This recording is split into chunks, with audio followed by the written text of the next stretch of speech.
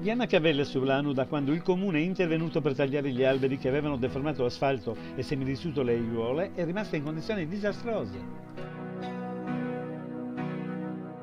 Inutili le promesse elettorali per una pronta sistemazione della strada che invece rimane disastrata con asfalto deformato, aiuole con cordoli spezzati e macerie un po' dappertutto.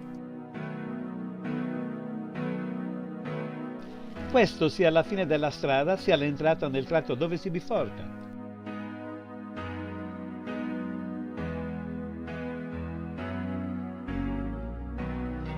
Anche i marciapiedi sono in condizioni pessime, con il cemento saltato dappertutto, che crea situazioni pericolose per chi transita, soprattutto nei giorni di pioggia, quando si creano numerose pozzanghere che mettono a repentaglio l'incolumità dei passanti, specialmente se anziani.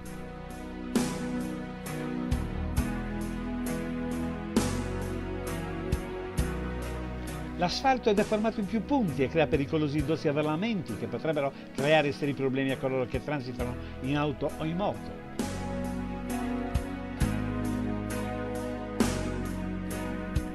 I residenti nella via protestano da tempo per questa situazione indecorosa ma anche pericolosa che il comune e il sindaco devono sanare anche per tener fede alle promesse fatte.